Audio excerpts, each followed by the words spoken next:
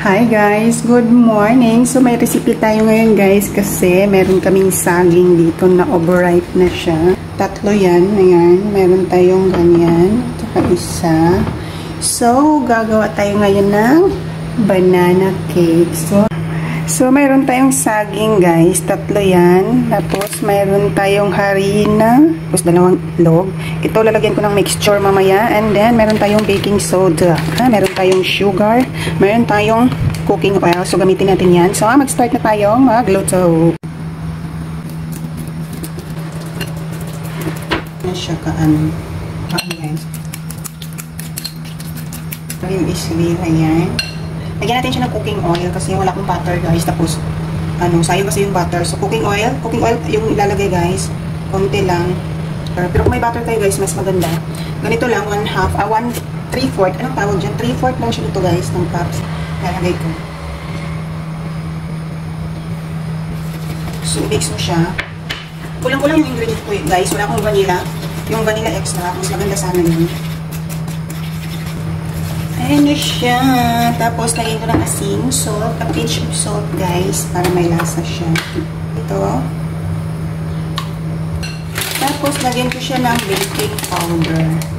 Konting baking powder. Ito lang kalit, guys. Iset aside ko muna ito. So, mag-mix tayo ng itlog. Saka yung ibang ingredients.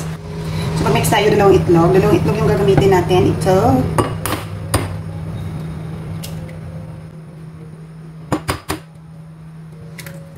Guys, ayan. Dalawang mix ng itlog. Tapos gawin naman guys, isang 1.5 na ganito, yung flour niya, ganito. Hindi ko alam kung ano. Basta tansya-tansya lang to guys, pero di ba pag mag-bake, dapat ang sukat. Kaya nawala na nga. So, isang ganito guys na harina, dagdagan ko pa ito mamaya.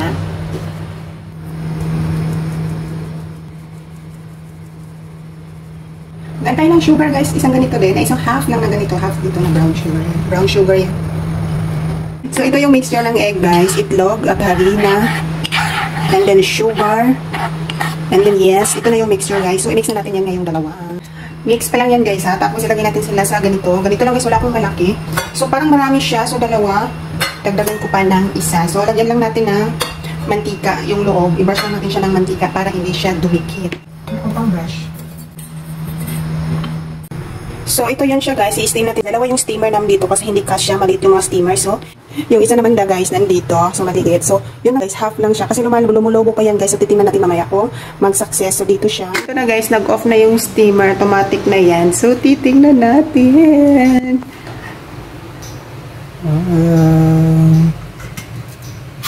Ayan na siya. Ito yung isa, guys, ha. Lagyan natin ng toothpick kung luto na ba yung walang natira. So, very soft siya, guys. Tingnan nyo. Very soft. And, tapos na siya. So, yung isa naman, guys, titingnan natin. So, ito yung isa, guys, na So, luto na siya, guys. So, isyan natin ng toothpick kung luto na ba. Kung wala na nga siyang matira dyan, guys, sa hindi natin ng toothpick. So, kung wala nang dumikit dyan, wala nang dumikit sa toothpick, guys, ibig sabihin, luto na yan. So, diba, nag-success tayo. So, ilagay natin sa ating table. Hiwain natin. Wow, very soft. Sobrang soft, guys. Ayan. So, wow. Grabe. So, ito na namang isa. Sobrang ay.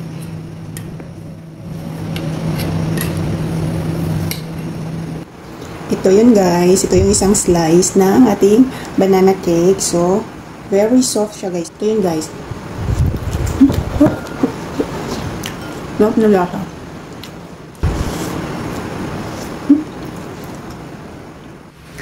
So, that's it for today's video, guys. And see you on my next vlog.